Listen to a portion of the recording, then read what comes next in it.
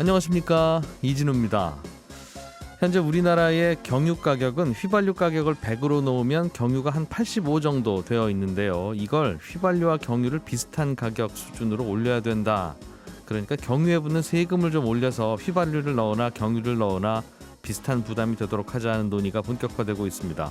이게 경유가 미세먼지나 탄소 배출을 더 많이 하기 때문에 그걸 줄이기 위한 방안인데요. 빠르면 2035년부터 아예 내연기관 자동차 판매가 금지되고 그에 앞서서 경유세 인상은 당장 내년부터 현실화될 가능성도 커지고 있습니다. 오늘은 어떤 배경에서 이런 방안이 논의되고 있는지, 경유세를 올리면 자연스럽게 경유차가 퇴출될 수는 있는 건지, 또 어쩔 수 없이 생업과 관련된 경유차를 모는 분들의 비용 증가는 어떻게 할 것인지, 오늘은 경유세와 관련한 궁금한 점들 집중적으로 좀 알아보겠습니다. 12월 1일 화요일 손에 잡히는 경제, 광고 듣고 바로 돌아오겠습니다. 네, 오늘도 경제 뉴스들부터 중요한 것들 챙겨 들어보겠습니다. 조인디의 고란 기자, 어서 오십시오. 네, 안녕하세요. 날씨가 많이 추워졌습니다. 오늘 근데 정말 춥더라고요. 든든히 입고 나오셔야 되겠습니다. 그래서 아직은 코는 빨갛지 않아요. 온 지 한참 됐기 때문에. 아침에 보면 코 빨간 경우들이 서로 많은데. 자, 오늘은 종합부동산세, 종부세와 관련한 뉴스예요. 이 종부세는 내는 분들 입장에서는 세상에 이렇게 억울한 세금이 없고, 안 내는 분들 입장에서는 세상에 이렇게 정의로운 세금이 없는. 그래서 흔히들 하는 얘기가, 야, 그거 좀 내봤으면 좋겠다, 그런 이렇게 분들도 얘기하죠. 있고요. 네. 예. 뭔가 하나 좀 손본 게 하나 있는데, 네. 부부 공동 명의로 주택 하나를 갖고 있을 때 뭔가 할인 혜택을 줄까 말까 고민하다가 요거는 주는 쪽으로 바꿨는데 별 큰 차이는 안 난다, 이런 것 같아요. 이 큰 차이는 안 나는데, 예. 일단 국회 기획재정위원회가 어젯밤 전체 회의를 열어가지고 세법 관련 개정안을 의결했습니다. 그중에 이제 눈에 띄는 게 바로 이 종부세 개정안인데요. 예. 이게 왜 문제가 됐냐면요. 최근에 이제 주택 가격이 급등했습니다. 그러면서 부부 공동 명의의 1주택자들의 종부세 부담이 급증했는데, 이유가 뭐냐면 과거에 아마 얘기 많이 들어보셨을 거예요. 세금 좀 줄이려면 공동 명의로 해야 된다. 예. 라는 말들 아마 많이 들어보셨을 거예요. 그래서 실제로 이제 집을 사면서 공동 명의로 하신 분들이 많았고요. 그런데 이게 그렇게 왜 나눠서 해야 돼, 공동 명의를 해야 된다라고 했던 이유가 뭐냐면, 이게 남편과 아내 목으로 각각 6억 원씩 공제가 됩니다. 예. 과세 표준을 산출했대요. 예. 그래서 공시가격이 9억 원 이상 12억 미만이면, 둘이 6억 합치면 12억이잖아요. 9억 이상이면 종부세를 내야 되는데, 그 이론상 9억에서 12억 미만이면 종부세를 내지 않아도 되는 겁니다. 예. 그런데 과거에는 대부분의 주택이 공시가격 12억 원 미만이었어요. 이거보다 비싼 주택을 갖고 있는 분들이 그닥 많지가 않았거든요. 네. 근데 이게 갑자기 집값이 너무 많이 오르면서 공시가격 12억 원이 넘는 고가 주택이 많아진 겁니다. 이러면서 문제가 된 게 뭐냐면, 만약에 공동명의로 해가지고 각각 6억 원씩 공제를 받으면 공제받을 수 있는 금액은 12억 원으로 올라가지만, 네. 장기 보유 특별공제나 고령자 특별공제는 받을 수가 없는 거예요. 정리해 보면 주택 하나가 있는데 그게 뭐 남편이든 아내든 혼자 네네. 명의로 갖고 있으면 주택 공시지가에서 9억을 빼주고 종부세 계산할 때 네네. 거기에 장기 보유 공제나 고령자 공제를 해주는데, 네, 맞습니다. 부부 양쪽이 50% 갖고 있으면 각각 6억씩만 빼주고 나머지 혜택은 없다가 그렇죠. 현재의 법이었다는 네네네네. 거죠. 예, 예. 근데 이렇게 되니까 그 12억 원이 넘는 주택이 많지 않다 보니까 이거에 대해서 별로 고민을 안 했었는데요. 집값이 비싸지다 보니까 오히려 그냥 공동명의 안 하고 단독명의로 한 다음에 고령자 특별공제, 장기보유 특별공제를 받는 게 유리할 수 있다. 네, 맞습니다. 이 불만이 왜 나왔냐면요. 종부세 관련돼서 나온 불만 중에 가장 많은 불만이 뭐였냐면, 나는 그냥 이 집에서 20년 살았을 뿐인데 갑자기 세금이 늘어난 거예요. 집값이 네. 오르면서. 예. 나는 이걸 가지고 투기한 것도 아닌데 이렇게 세금을 왜 많이 물리느냐라고 했던 그 대표적인 케이스가 바로 이거였거든요. 그래서 고민을 하다가 어떻게 결론이 냈냐면, 둘 중에서 선택할 수 있게끔 했습니다. 그러니까 부부 공동 명의의 경우에는 지금처럼 각각 6억 원씩 받아서 네. 12억 원 공제를 받든지, 네. 아니면 단독 명의자처럼 공제를 받든지. 9억만 공제받고 나머지 혜택을 네네, 받든지는 맞습니다. 선택해라. 네. 그렇게 해서 어느 거를 하는 게 유리할지 시뮬레이션을 해봤더니 네. 많은 차이는 안 난다고 하더군요. 네, 대충 한 15억을 기준으로 해서 아마 네. 전자와 후자 중에 이제 갈릴 것 같은데요. 시뮬레이션 가운데 이제 20억 상당을 한번 해봤어요. 네. 공시가. 그 경우에 이 20억 상당 주택을 15년 이상 보유했고 65세 이상의 부부다. 근데 만약에 기본 공제 12억 원을 받았다. 그러면 이제 890만 원 가량의 보유세, 예. 재산세와 종부세를 더한 금액이 나옵니다. 그런데 그게 아니라 1세대 1주택자처럼 9억 원 받고 고령자 장기 보유 공제 받으면 840만 원 냅니다. 그러니까 50만 원 차이가 나는 건데요. 이게 그 50만 원 금액만 놓고 보면 별로 많지가 않은데 네. 앞서 말씀드린 불만이 있었잖아요. 그리고 이게 어떻게 보면 뭐랄까 합리적인 불만인 거잖아요. 나는 살았을 뿐인데 라는 거라서 아마 정부가 이를 받아들인 것 같아서요. 앞으로 이제 그 공동명의 분들은 내가 이 집에 얼마나 살았는지 연령이 얼마인지에 따라서 둘 계산을 중에서 좀 해보면 네네. 약 한 10% 정도의 종부세 감면 효과는 있을 수 있다. 네, 맞습니다. 사실 부부 공동명의와 관련한 종부세 이슈는 이것뿐만 아니라 부부가 이제 두 채의 집을 갖고 있을 네네. 때 남편은 A주택 다 갖고 있고 아내는 B주택 다 갖고 있을 때는 남편도 1주택자, 아내도 1주택자로 환산이 돼서 네네. 종부세를 적게 내는데 집 살 때마다 부부 공동명의로 해놓으면 남편도 2주택자, 아내도 2주택자로 네, 맞습니다. 해서 세율 자체가 확 올라가는 네, 근데 그 부분에 대해서는 고려하지 않은 게요. 정부는 다주택자에 대해서 거기에 대해서는 안 건드릴 네, 거다라는 맞습니다. 걸 다시 한번 알린 법 개정 상황인 것 같기도 해요. 다른 거 하나 또 보죠. 이게 연소득 10억 원을 넘는 초고소득자들에 대해 적용되는 소득세 과표 구간이 신설이 됐습니다. 예. 그전에는요 42%였거든요. 그런데 이제 10억 원이 넘으면 45%가 적용이 됩니다. 그래서 기존의 과세 표준 구간이 7개였는데요. 8개로 늘어났습니다. 그러니까 뭐 다른 분들은 상관이 없고요. 과거에는 5억 원 초과 42% 이거 하나밖에 없었는데 이제는 5억에서 10억 원까지는 42%, 10억 원이 초과되면 45% 이렇게 내게 됩니다. 이게 뭐 연봉 10억 넘는 분만 해당되는 거일 수도 있는데 꼭 이게 근로소득세 아니라 뭐 양도소득세에도 다 적용되는 거라서 네. 뭐 오래된 집을 팔거나 상가를 팔거나 건물을 팔거나 하면 차익이 10억 넘게 생기는 경우 있잖아요. 네네. 거기에도 같이 적용되는 세율이 되겠네요.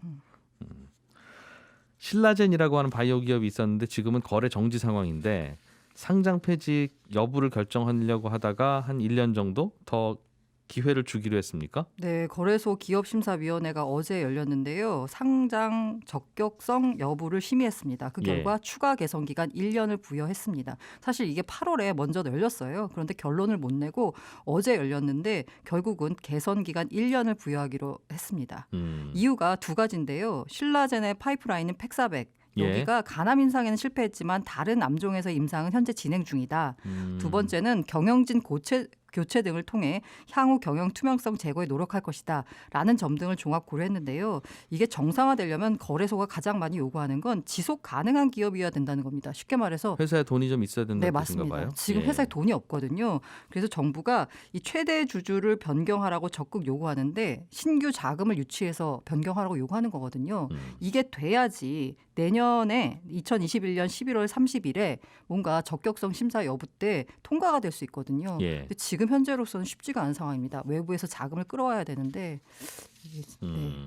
여기가 왜 갑자기 거래 정지가 되어 있죠? 그래서 이제 신라젠 소액주주분들 같은 경우에는 약간 이 제도적인 그 거래소 책임도 있다라고 주장하는데요. 일단 이 회사가 이 코스닥에 입성한 게 2016년에 기술 특례 상장으로 입성을 했습니다. 돈은 못 벌지만 가능성이 있다. 네, 맞습니다. 이른바 뭐 테슬라 상장 뭐 이런 얘기 하잖아요. 이게 꿈의 물질이라 불리는 면역 항암제 후보 물질 팩사백 이거 호재로 2017년에는 무려 주가가 15만 원대까지 올라서요. 시가총액 기준이 한때 8조 7천억 원, 코스닥 2위까지 갔습니다. 예. 그런데 지난해 8월에 미국에서 팩사백의 임상 3상 중단 권고를 받으면서 주가가 10,000원 밑으로까지 곤두박질 쳤고요.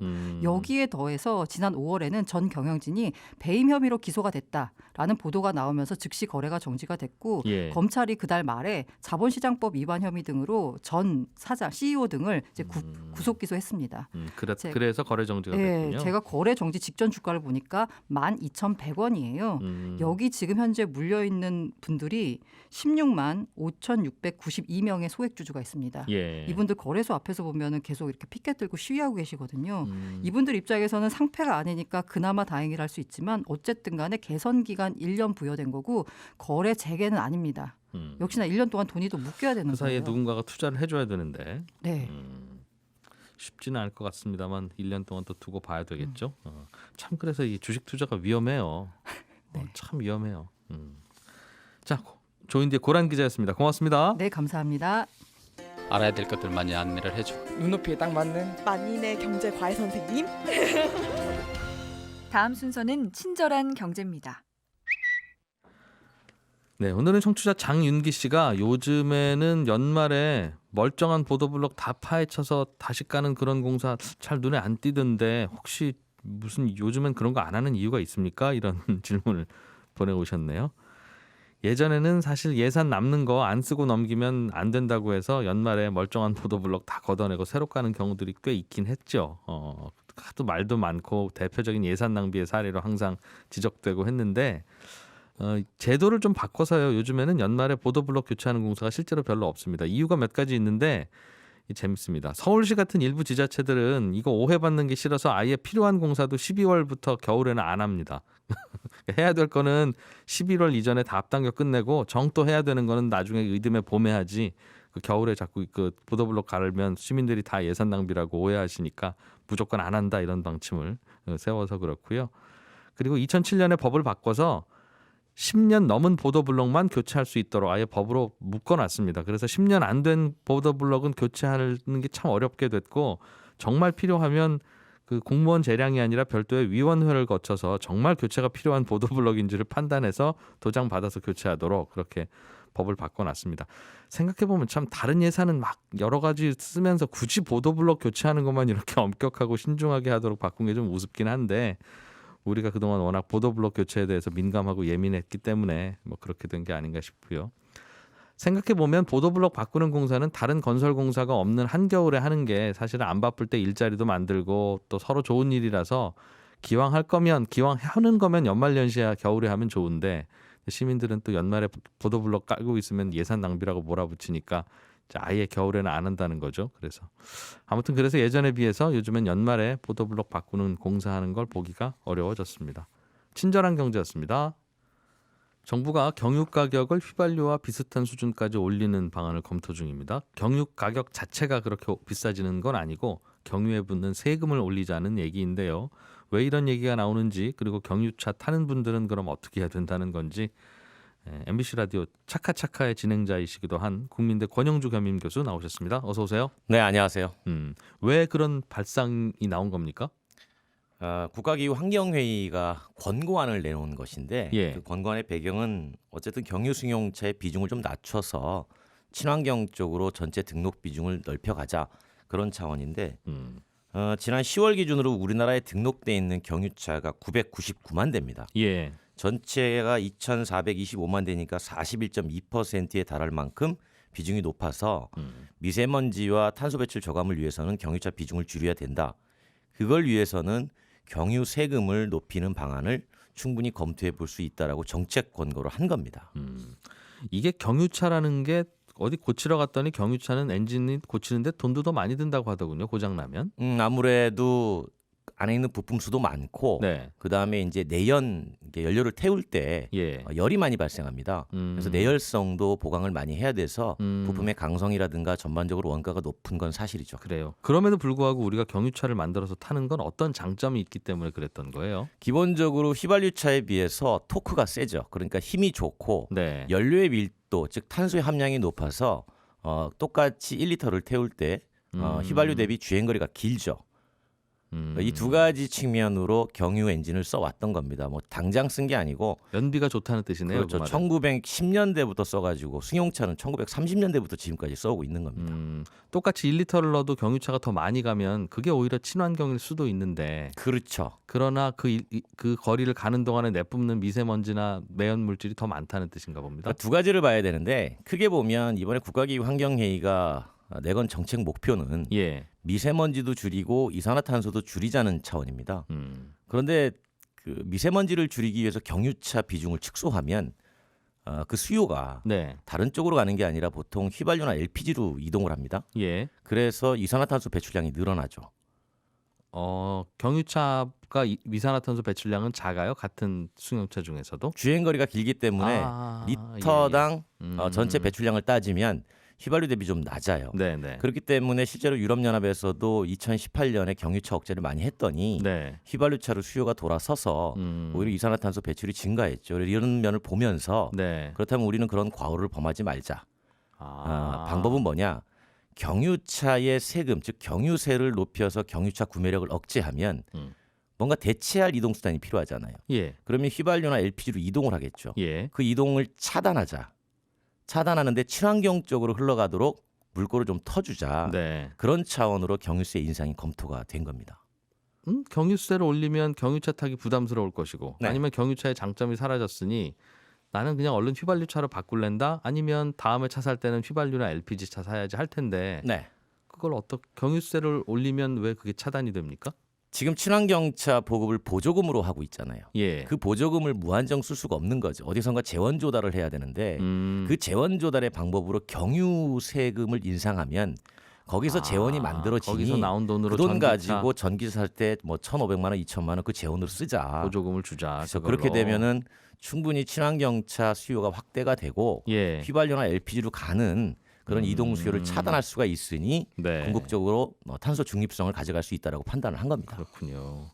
경유차는 그러니까 미세먼지는 덜 내놓는데 이산화탄소는 더 내놓는 반대인가요? 반대죠.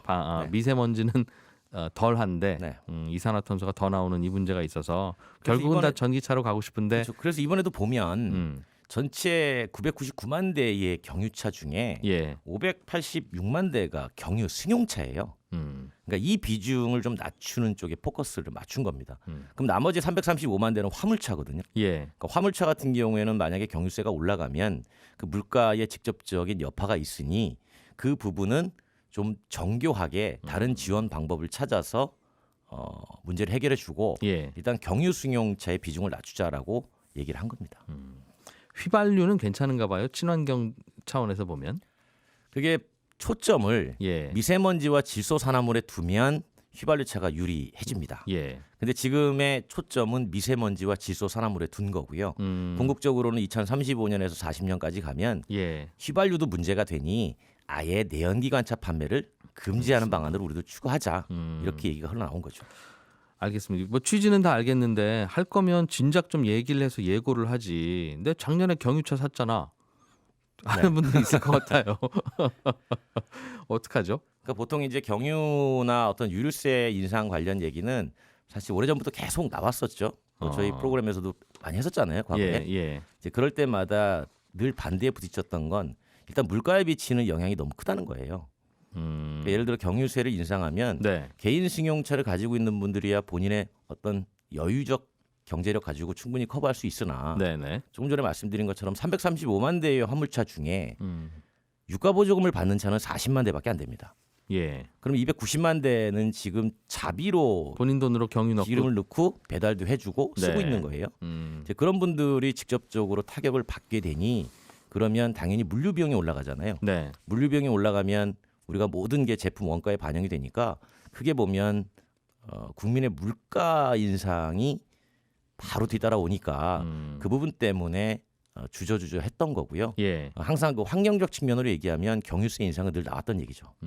그런데 항상 이렇게 덜컹 올리기는 늘 부담스럽고. 그렇죠. 그래서 이번에도 나온 얘기는 3년간에 걸쳐서 네. 점진적으로 인상하는 방안. 왜냐하면 한 번에 올리면 큰 충격이 오니까 네. 충격을 좀 줄이기 위해서 점진적 인상이 권고가 됐던 겁니다. 그럴 거면 7년 전에 오래전부터 이런 논의가 있었다 하니 네. 10년에 걸쳐서 점진적으로 인상합시다 해놨으면 3년 후에 다 마무리되는 거잖아요. 10년 전에는 네. 이 환경 측면 논란이 제가 조금 전에 말씀드린 것처럼 경유차를 많이 쓰면 오히려 이산화탄소가 절감이 돼서 지구 온난화의 온실가스가 줄어든다라는 그런 과학적 논리가 득세를 했기 때문에 지금도 그 말이 틀린 말은 아닌데. 그렇죠. 오히려 디젤은 친환경이다라고 해서 열심히 권장을 했던 거고요.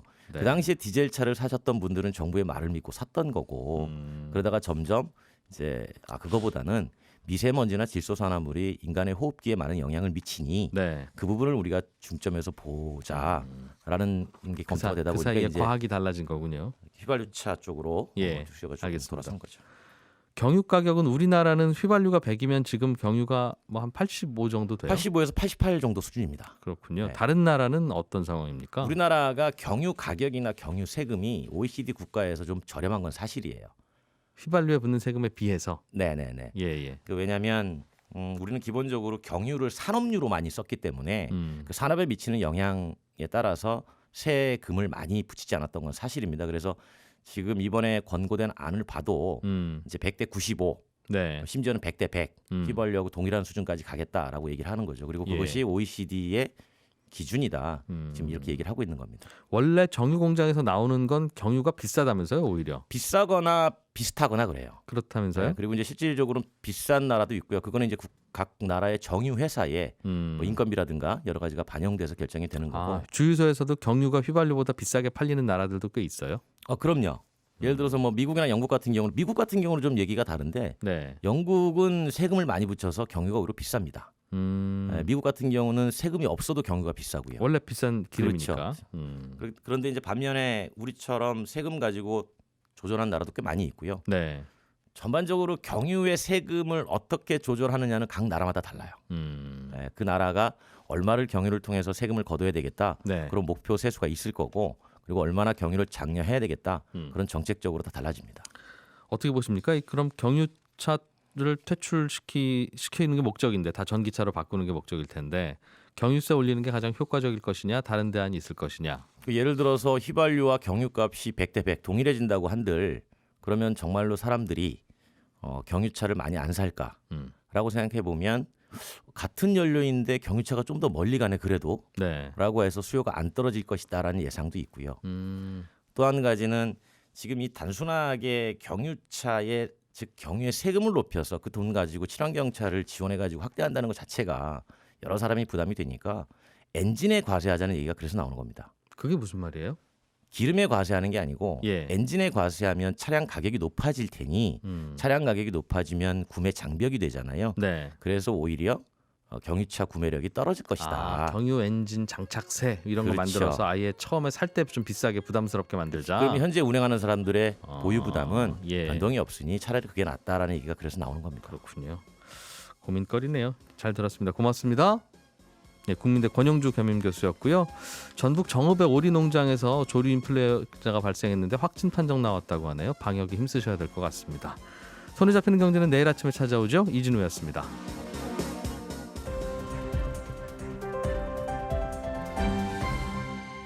경제를 생각하는 사람들의 즐거운 습관. 이진우의 손에 잡히는 경제.